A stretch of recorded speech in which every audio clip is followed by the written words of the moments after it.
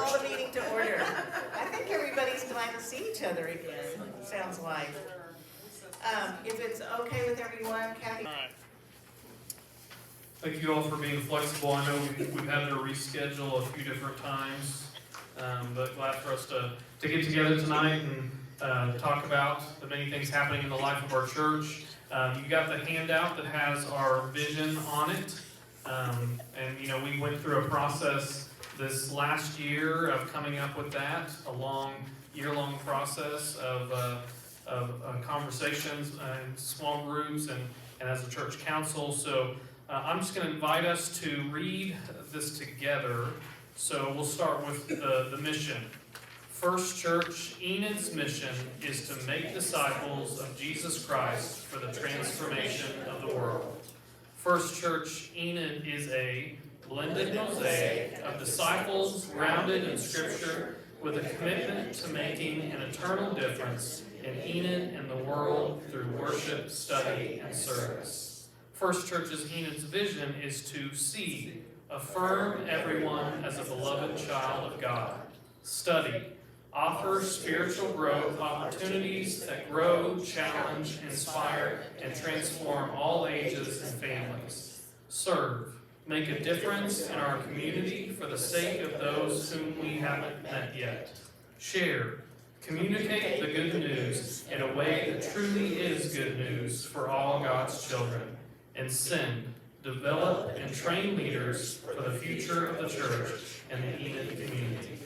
And what I'm going to invite you to do for about 5 minutes at the tables that you're at is just talk about how have we lived this out so far and what are some ways we can live this out. Just for about 5 minutes, spend some time at your tables. How have we lived this out so far and how are some ways that we can live this out? And if it helps, on the back side, it's got the questions that we talked about of ways that we can measure our vision. So if that helps your conversations. And go. So how will we live this out, and how can we? Any thoughts from any tables? How have we lived this out, and how can we live this out? Or how should we? Ways we have it. I mean, you guys have good conversations, so. Yeah, we don't want to share. Yeah, not for you. Don't want to share. You don't want to share with the whole group. Okay. Don't make me put this microphone in your face.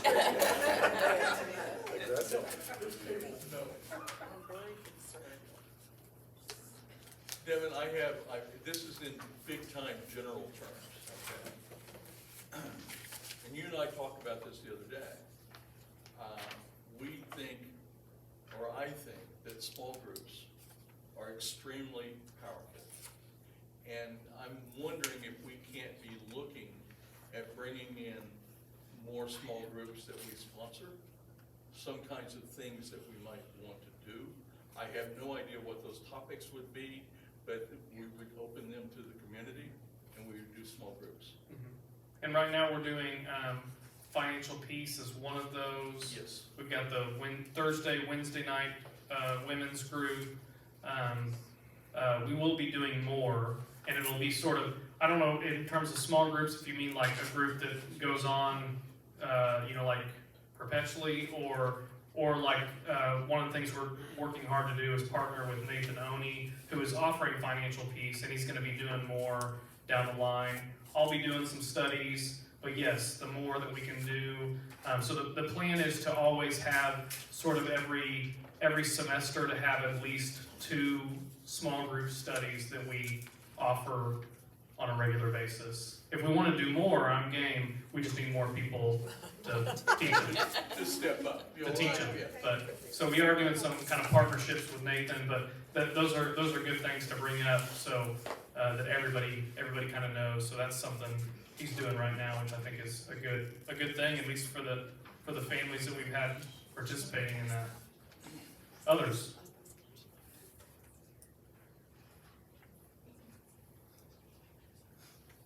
And I think it's great too that we've started, within the past 2 years, we've started 3 new Sunday school classes. And one of the thing that he's talking about is a video that we did. I made him and Miranda and the Barton Houses participate. So look out for those on social media. You didn't make us, you asked us to volunteer and we did so. Yeah. Great. The Holy Spirit, you know. And that was a sin. Yeah. But those are the kinds of things we need to do, you know. So what else? How have we lived this out, and what are some other ways we can live this out? We've welcomed new members, a lot of new members. Yeah. Lots of new people. Somebody was asking me what the member count is. I don't know. I know that we're over 100, but I don't know. Oh, new members? Yes. Yeah. since Probably around 125, okay. I would say. We were so, you were so.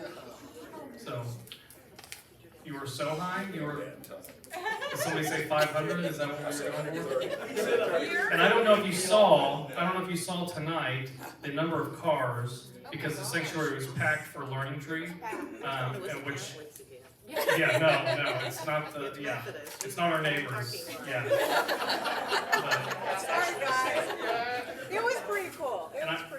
And I will say there's been some really intentional bridge building between Learning Tree and our church, and just the number of those families. You know, we're gonna be looking at how many of the families that have joined over the past 2 years have been Learning Tree families, because there's a lot of people that have been coming and checking us out.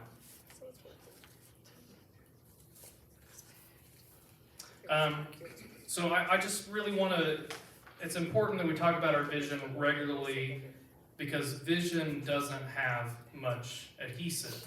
Regardless of how clear we make it, it's easy to lose sight of it, which is why we are the chief reminding officers, which means that you should have it memorized. See, study, serve, share, send. That you should be able to not have to look at that piece of paper and sort of know the basics of what that is. So look up at me and let's say it together. See, study, serve, share, send. All right, there will be a test later. The send. Not so sure about the share. That's the one we got quiet on. But you know, and the thing is too, we have to remind the groups that we're in. There's a reason why there's such a diverse group of people on church council, is you all are supposed to disperse the information that we share. So in your small groups and your Sunday school classes and committee teams, I want you to ask these questions, and at our next church council, we'll talk about it. How have you lived out our vision, and how can we live this out? So we'll be talking about our vision with your small groups, your Sunday school classes, the different aspects of the church. How have we lived this out, and how can we? All right, let's pray. Lord, we give you thanks for your vision for our church, and we pray for opportunities to live this out, that we might see, study, serve, share, and send, as this mosaic of believers brought together to be your church here and now. Amen. It is Jessica's birthday, so I'm going to fill in for her. I have the pleasure of being on Staff Parish Relations Committee with a great group, and it's fun being on Staff Parish Relations when things are rolling like they are. No controversy. We have a statement that I'm just going to read coming from the Staff Parish Relations Committee. Our job as Staff Parish Relations Committee is to assist with staffing, policy, and overall church vision matters in conjunction with the senior pastor and the district superintendent when relevant. We support the pastor and the staff, oversee job descriptions, and assist with all church employment related issues. In terms of the church vision, we help to ensure that staff and programs work towards those objectives. Do we have the staff to have appropriate programming? Do staff members have the tools they need? Do the pastor and staff feel supported by the laity? Over the past year, we've worked with Pastor Devin to fine-tune staffing needs and address issues as they come up. We've assisted with hiring a new organist, which is really exciting. I can't wait for you to meet him. I was involved in that process, and he is going to fit in so nicely with our worship team. He's young and just a great personality, so I can't wait for you to all meet him. We've assisted with the visioning process. This year, we'll be reviewing all job descriptions to ensure they are accurate and consistent. There's lots of job descriptions and they're very in-depth and precise. And we're gonna do 5 each meeting. We're gonna do 5 in March, and then then the next one we'll do 5 more to really go through and make sure they're really specific on the job descriptions that we have. So that is our job as Staff Parish. Hopefully this is clear. So thank you very much, and wish Jessica a happy birthday. Oh, you He's and still that down camera. from the injury, don't worry. I'm going to turn this, well, I'm just gonna lay it down here. No, you gotta. No, because the camera needs to hear me? Well, I think everybody needs to hear you. Well, I think everybody can. I have a very loud voice. You know this. I have a loud voice. If I talk too loud, I apologize. Let's just assume that. But I will just assume and hold the mic and wave it around. How's that? Okay? Shame on me. Thank you, Devin. Anytime. Okay. It's always fun to have a pastor who always gives you instruction. You know, it's much like my wife who calls it leadership, and Devin does the same thing. And Devin does the same thing. I have to because of that. Leadership is important, and I will take it from Devin as well as from Judy. Okay. Our mission as trustees is to maintain and improve the church and all of its properties, and to oversee the different trust funds that we have in different places within Oklahoma. There are 2 or 3 different places that we have different trust funds. Okay. As the trustees, we continually look and discuss what we can do better within our budget. Every trustee looks, questions, and brings their concerns to the Board of Trustees. We even have trustee groups that actually tour the church every once in a while, looking at and saying, does that need to be changed? Do we need to do something better here?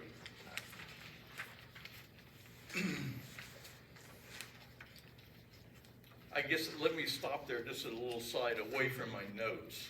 I have to say that when I look at all the different pieces of what Devin sent out to us and asked us what we do, the one thing I think that the trustees do not do well, and we're going to work on that, is we do not send our message of what we're doing in this church out to enough people.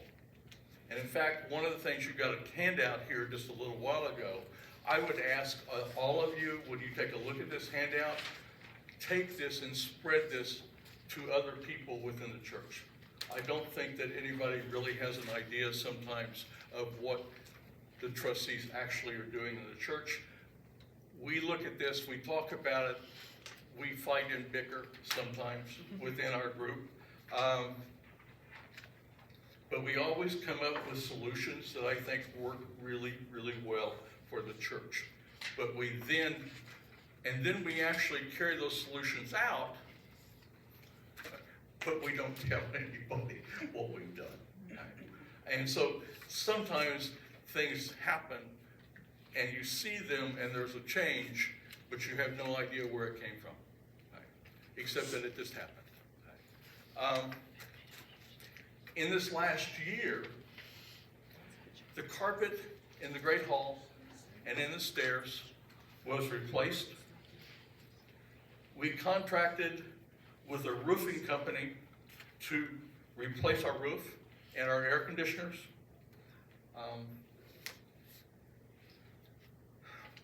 We have cut a deal with the roofing company that we think that most of this is actually going to be paid by insurance.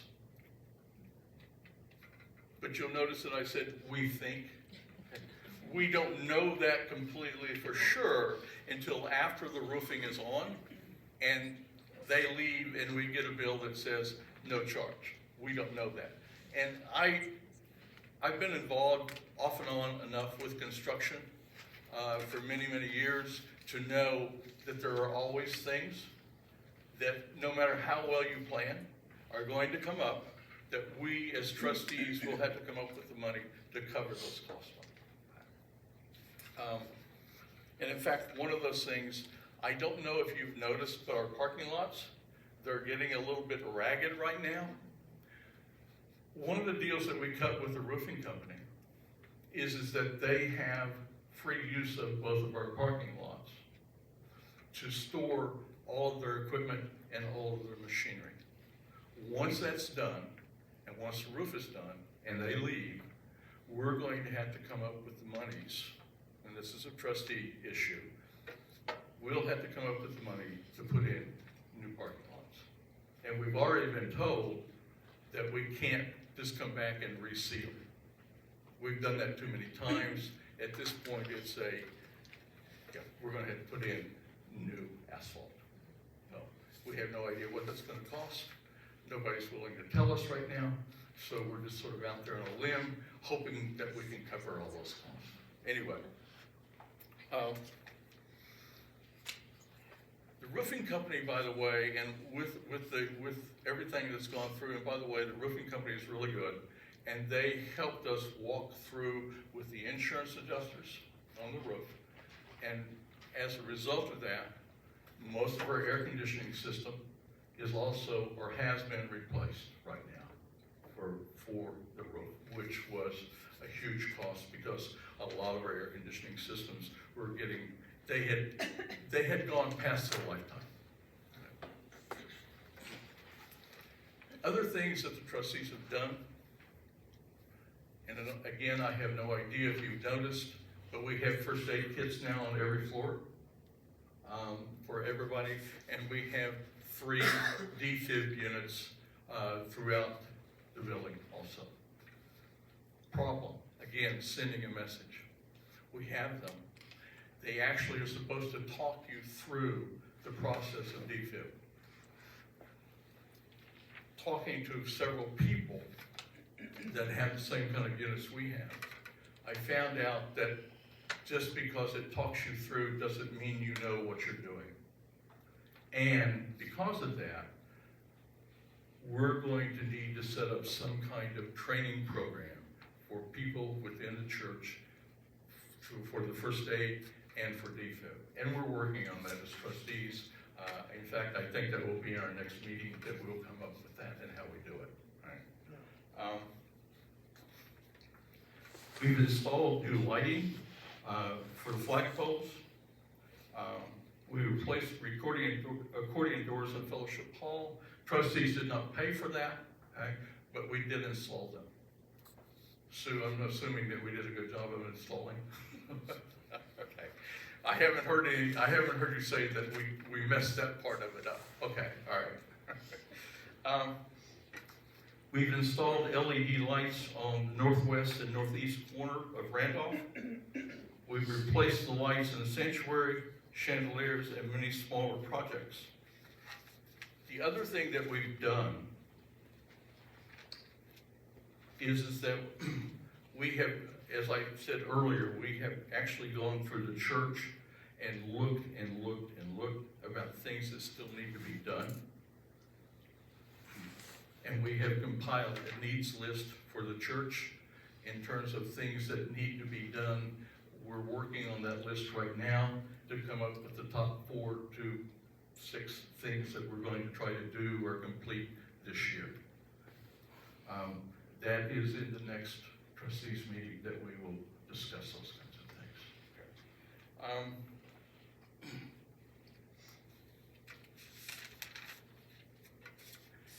I guess at this time I need to do an ask. If you see something that comes to your attention and says, we need to do this somewhere in this property, talk to us. Get a hold of me or some other trustee and tell us, we think this is something that needs to be done, and it needs to be done now. I didn't really think the carpet upstairs needed to be replaced until I saw somebody trip on a Sunday. And I said, I get leadership from my wife. She grabbed my arm and said, that's what I was talking about. And all of a sudden, carpet became extremely important. I can't tell you how important it became. Okay. Next thing we're doing, or the next thing that we're talking about as trustees is that we're looking at replacing all the locks and setting up a different kind of keying system for all the different rooms that are locked in the church. This is a security kind of matter. We're going to also establish within probably the next month a security committee that will then come back and tell us other things that we need to do in terms of other kinds of things to improve the security within the building.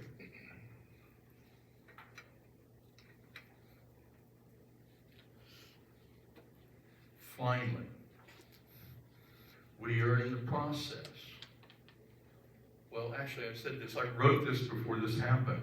We have actually obtained bids for a new Learning Tree playground. Church playground. What we're calling it, again, what is the name? Ginger, do you remember the name we came up with? It's a really good name. Words. The High Adventure Playground. Oh, there we go, the height, ooh, I like that. That's good. We can't get funding from Adventure some Zone. places when we call it a playground, so we have to change that. It's an early development, Early childhood. childhood development Activity area. activity area. I like that better, but it's still wordy. Okay. Outdoor activity area. We have received a bid for the amount this is going to cost. The bid is astronomical. We're working on it, and I think we've come up with some kinds of solutions already. And there are some other solutions that we can come up with also to find the money to do the deal. The problem is that when we started looking at this playground, it was built 25 years ago. I really think it was longer. And there are a lot. 39 and it's been here that long.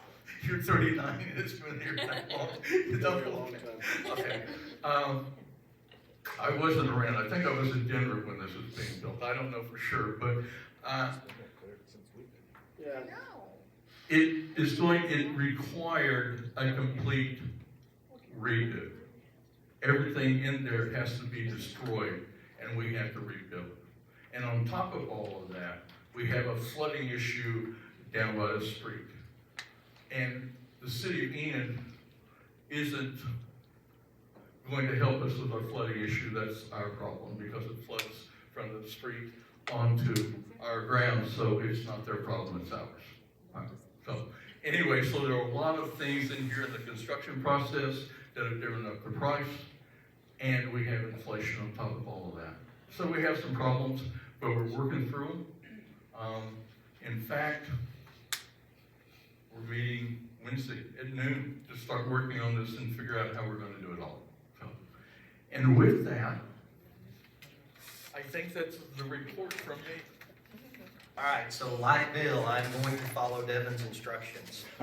So the purpose of the Finance Committee really is to prepare the budget and then to distribute those resources that support and strengthen the church's mission. Our committee, which I love our committee because it is made up of a lot of numbers people. I mean, there's CPAs and CFOs and business owners and bankers, and we're a bunch of math nerds is what we are. And so we literally look and go through I really like having our meetings. Number two, he says, how can we, as the Finance Committee, live out the vision to see, study, serve, share, and send? I wasn't going to do that. Realistically, we're the checkbook. I mean, we're the checkbook of the church. I know, see? We help, our job duties really are to help pay the monthly expenses, and then we drive the giving portion of the church too. And so we stand behind a pretty simple concept. I mean, and everybody in here probably's household sets it. It's income and expenses. And if expenses are more than income, the ship's gonna sink, basically. And so we look at that and we track everything financially. We meet about, every other month, every quarter, something like that. Third thing, bullet points to take back to your group in regards to the finance committee. The budget is kind of somewhat a moving target. I mean, income's different every month, expenses, even though we feel like we've got a pretty good grip on them, sometimes they can change month to month. We do our best to plan accordingly, and then we also know that we've got to make wise decisions throughout the year. Sometimes those decisions are tough to make. Everyone on our committee, the other thing I would say about our committee is everyone on our committee understands what our responsibility is. I mean, the reality is there's a gigantic amount of money coming through this church, and we understand that we're in charge of managing that and making the best decisions in regards to you guys' money as we move forward with the church's ministry opportunities. 2021 was a really good year. The budget was around $766,000. Lots of great things happened, and the budget was provided for us to move forward, and a lot of the things that we've talked about this evening. Everything, including apportionments, was paid in full, which that's huge. I mean, those of you that have been around 4 and 5 years ago, I mean, we had meetings where we had to cut apportionments. I mean, we were basically struggling to find money that we couldn't send it to the district. So that is gigantic, honestly. 2022, we look forward to another great year. The budget has been approved and it is in place. We figured out we met several times at the end of last year, came up with a budget. It went up a little bit. Really, until yesterday, we really didn't expect anything big and out of normal. We'll figure that out, like Bill said. Now, here's stole the checkbook. No. Here's a couple things that I do want to bring up, though, that we are really kind of watching like a hawk. Number one, the cost of everything, as we know, everybody knows everything is going up, and so we're really going to have to watch that. I mean, from electric bill to almost every expense that we prepared in November and December of 2021 is now probably going to be more as we move forward this year. So we're just going to have to watch that and make sure we know expenses are going to be higher. We're just going to make sure that the giving stays in line with our projections. And then the other thing that I talked about it, I think the last time we had this meeting. The one thing that we're a little bit nervous about is in 2021, our non-pledged funds, which if I remember right, it was around $154,000, somewhere in that range, were non-pledged funds. And so what that really means is, if you think about it, we pledge at the end of every year. So in 2020, when we were all doing our pledge cards, then 2021 hits and our non-pledge funds went through the roof. Well, those are new people, which several people have talked about. And I also think, because in our Sunday school class, there are people that left 4 years ago and are now back. Well, if you think about it, those people were not around when the pledge cards were completed. So that's great news for 2021. It is something we are highly monitoring, because now those new people hopefully just got caught in the pledges, and I don't think, if I remember right, I wish Vicki was here, but our pledges for this year really didn't go up like we kind of hoped they would, if that makes sense. So we're watching that, we're going to monitor that. But honestly, overall, the finances in the church are in really, really good shape, better than they've been in a long, long time, because of the people, because of the growth of the people. Any questions for the finance side of things? Not you, Ginger. I asked all I could. I was just kidding. She's These a are numbers numbers. nerd. She's a numbers nerd. Oh, it's just for anybody who's not here. I had to do a video yesterday. I'm not video. You're a little traumatized. I'm traumatized. That was a big day for you yesterday. Okay, I'm representing the missions team, so Heather Reeves and I are co-coordinators for the missions group, and we partner with Crystal Howard, who's the event and missions coordinator. A little bit about our team. We're active in coordinating various different mission opportunities. I'm going to list a few of these for you, and I think they will sound familiar, hopefully. We help set the monthly communion rail offerings, so each first Sunday monthly communion, okay, I'll go on. The monthly Open Your Heart mission opportunity, so that's the tubs at the front of the Great Hall area. Some of the hands-on mission trips that we've participated in is annually we typically have sent 10 to 12 folks to Cor Sager Brown down in Baldwin, Louisiana. COVID has put a stop on a few of these next couple items just with lack of travel. So we haven't been able to go to Cor in a couple years. We've done some VIM trips in the past. I know one I did a couple years ago when Randy was here. We went to Duncan, Oklahoma, and put a new roof on a building. I should not be allowed on roofs. I should stick with numbers. That's where I should be. But we had a great time. There's been some other disaster relief trips that we've taken over the years. In the past, they've done some international trips. They've been to Mexico, Brazil, so some of those places. Some of the other local kind of community outreach opportunities we've participated in. Enid Welcome Table, that's one I have a lot of passion for. We serve a monthly meal there on the third Sunday of every month. Project Transformation is a program we have sponsored in a couple different years. It's a summer kind of reading and STEM program. Angel Tree activities, Habitat for Humanity, Stamp Out Starvation, and we could probably keep going on with the list. So just gives you an idea of some of the things that the mission team has coordinated over the years. We did not get to meet in January. COVID was kind of coming back up, so we postponed that meeting. We're actually meeting this Sunday to kind of go through just what we have on docket for the next couple months, and then to do a little visioning and dreaming of where do we want to take this mission team? What are some new activities or things that we want to explore? Some of the things we've done over the last couple months for Open Your Heart in December, we did the Angel Tree, so we actually did two. We did the Circle of Care Foster Angels, and then we did Salvation Army, and so we were able to reach out to over 90 different children in the community. In January, we collected items for Hope House for their daily shelter and the needs they had there. This month, we're collecting goods for Holsinger Home, which is part of the Circle of Care Foster. Homes here in town, we're collecting socks, pajamas, underwear, gift cards for them to get gas or pizza, those types of things. And then in March, we will be collecting items for the Enid Street outreach. So be watching your bulletin or the announcements for those types of things. I mentioned Enid Welcome Table, so we serve a meal there on the third Sunday of every month. And we've got small groups or Sunday school classes lined up all the way through April. So if you're a part of a small group, it doesn't take a whole lot, but we would be looking for volunteers. What that means is the small group hosts the meal, and so they come up with the menu for the month, and then they're responsible for preparing and serving the entree portion of the meal, and then we reach out to the congregation to provide the sides and the dessert.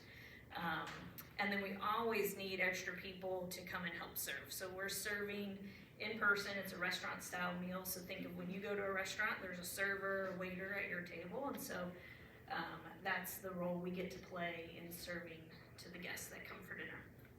If you are interested in that, it's always in the bulletin, or reach out and find me and we'll get you plugged in there. Project Transformation, so I mentioned that at the beginning. This is a summer day camp program for elementary students that focuses on enriching their mind, body, and spirit. It places a special emphasis on improving literacy and then helps with social and emotional development for the young elementary students. We have hosted this, I think, 2, maybe 3 years in the past before COVID. COVID put a small pause on that, but on average, we had about 60 kids that came through that program each year. So it's a pretty big outreach to the community here. Unfortunately, this year we were going to host, but we have had to put a pause on that. We were not able to find a coordinator for that program. So I think one of my asks for this group is to really be in prayer for that program. Go online and look up Project Transformation, read about that program overall, read about the impacts that it has for the children. I can think of, these kids who are struggling with some of the literacy type activities, and what's COVID done to that, right?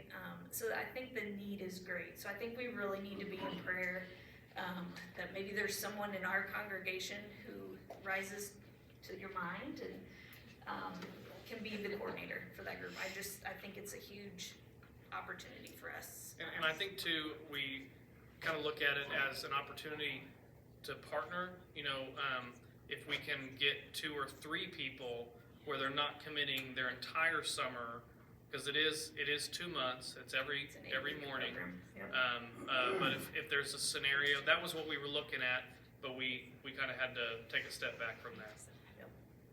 Is it too late? I mean, like, we couldn't pull it off for this summer, could we? I don't know that answer. I mean, we were, Hasn't it been decided that? I think we've passed for this year. I thought, yeah, we passed the training that we needed to do. so it'd be for the upcoming Yes, summer? yes. I mean, like 23.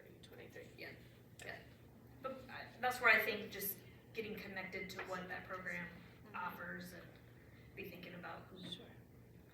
might fit that. So, and then there's some upcoming training at the end of February for mission team leader training. So that's typically if you wanted to be a team coordinator to take a group out to a on-site mission type trip.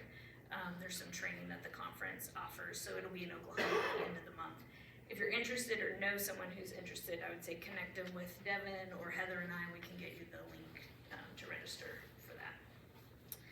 And then the last question that Devin asked us to think about and explain is how this group plugs into the mission.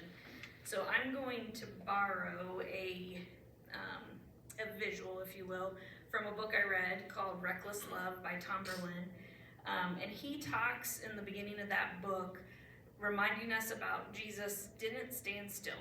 He didn't sit in a building. He was out walking the roads in the communities, talking to all different people, studying with them, teaching them. And that's the call he leaves with us, is to leave the comforts of our 4 walls, to go out into the community, to visit with all different kinds of people.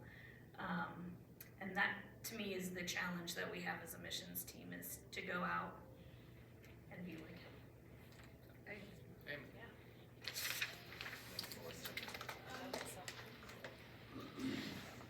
Okay. Crystal couldn't be here, Crystal- so it's Marty. So we're down to Marty.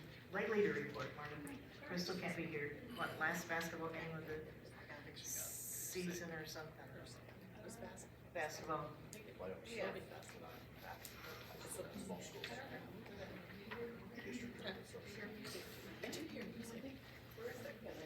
So I have the same group of questions that everyone has used, and I wanted to let you know what the role of the lay leader is. The lay leader is one of the primary representatives of the laity of First Church to annual conference. We also work with the pastor to fulfill the mission and vision of First Church. So in addition to attending the annual conference, the lay leader interprets, along with the pastor, actions of annual conference. We serve on and advise all the committees in the church. So I participate in most of the committee meetings, and that's a wonderful opportunity because I can share information from committee to committee. So finance, SPRC, trustees, and that is really probably one of the most important ways that I can serve this whole congregation, is sharing that information across committees. And it's wonderful to have the opportunity to watch this congregation work together, pray together, minister together, and have really stern discussions in some of those committee meetings. But everyone comes out on the same page, and that's been a real joy for me. The main thing on number 2, how is your committee helping us to live out our vision to see, study, serve, share, send? I think I wasn't cheating. So that would be to share the knowledge and structure as it relates to the conference, as well as between all the committees here at First Church. And just to be an extra set of eyes and years, far beyond the walls of this church. As Melissa was talking, we can certainly do a lot inside this church, but there's so much more we can do in our community and in our world. The top 3 things that I would want people to share on church council with their groups. First of all this information is open to everyone. There's no secrets in here, so we do need to share it. And if other people besides members of church council want to attend, they can. Anybody can come to church council. And what a great amount of knowledge. Haven't we all learned something tonight? I have. I've learned a lot. And it's been great reports, and so it really keeps you on top of what's going on in the church. So share it and invite your friends to come if they'd like to. I think an opportunity that we had with the relaunch committee to really work together through some extremely difficult times, from closing the church, opening the church. For a year we wore masks, then we took the mask off. We've continued to work with so many different groups to make difficult decisions. That really strengthened our leadership in our church, and certainly having Pastor Devin with us now has been a real bright spot. It's a very, very exciting time to be at First Church, and I'm sure you would agree with that. But I do think a church family is much like our family at home. We work together, we pitch in, we love and support each other for the common good, and also, we share challenging times, but we make it through those as well. So it is an honor and a privilege for me to serve as your lay leader, and I thank you for that opportunity. You are amazing. Yeah.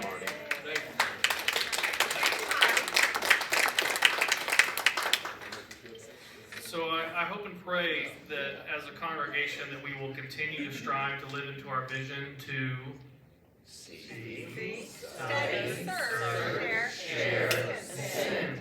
Good job. And I hope that you will share with your classes the information that we've shared tonight. We will be sharing sort of this video with people who couldn't come, and everybody that gets the email. You're welcome to share segments of the reports or in your own words, but the idea is, one of the things that came up this last year is communication.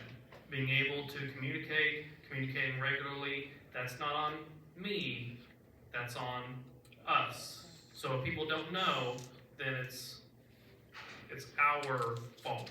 And we want to be a church that is transparent. We had a trustee and finance meeting yesterday to talk about the playground renovations that need to happen. It's really important that we come together as much as we can so that there's no, little gossip circles, but we're being clear and we're talking about this stuff. We had a great meeting of some things that, we need to talk through, and we're going to keep talking through that, because this whole playground thing is a great problem to have.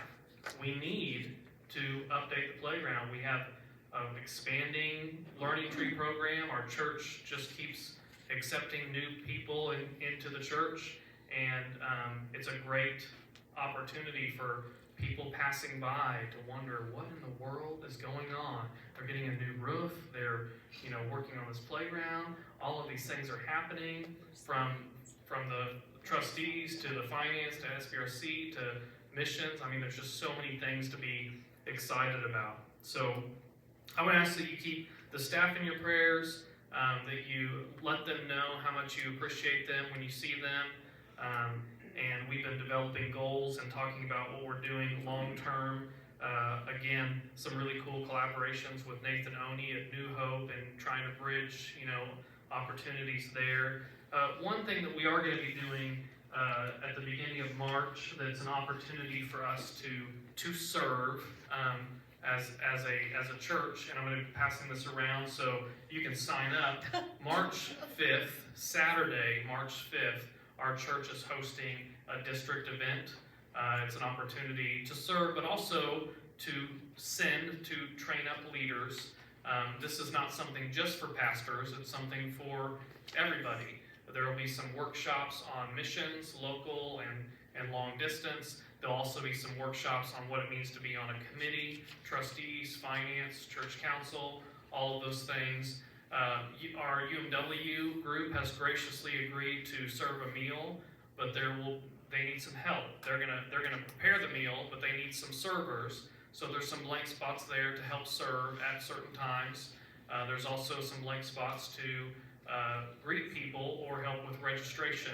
But this is on us to present an opportunity for us to host this as a church. So if you can commit, an hour or two on Saturday, you don't have to be here for the whole thing. But if you could commit some time to doing that, that would be incredibly helpful and I think beneficial to our district. Another opportunity for us to grow in our own leadership is this Global Leadership Summit event that'll happen Thursday, February 24th. There's some flyers on your tables. You can register. It's $40 a person. $80 is the original cost, but we'll be paying for half of it, and then there will be a meal.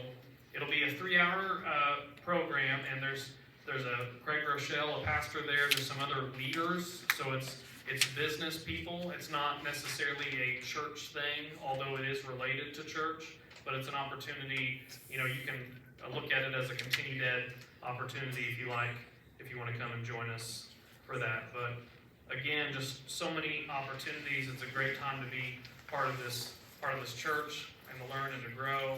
And I'm just excited about the future. So, any questions? I know we kind of went through all of those committees real quick.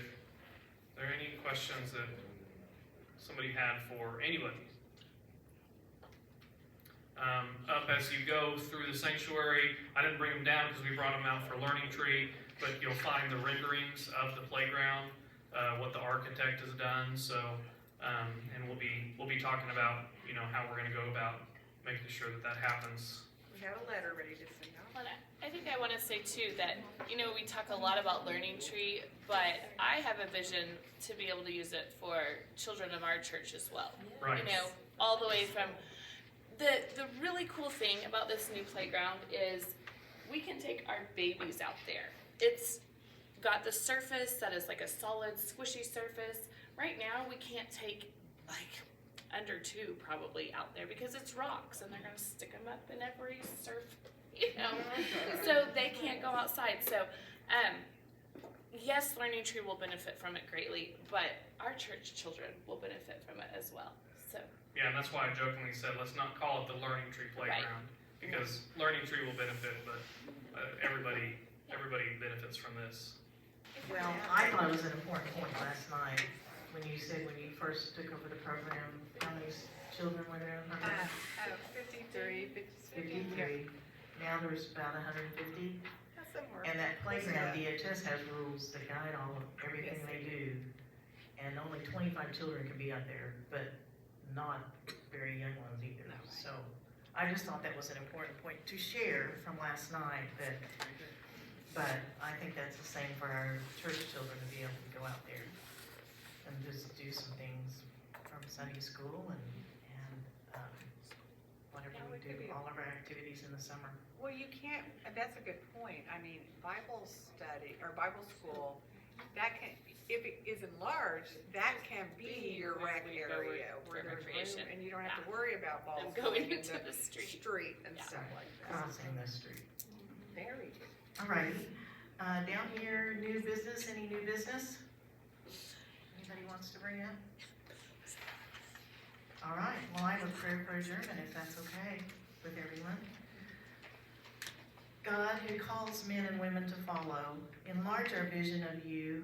Let your spirit move through us, filling us with light and life.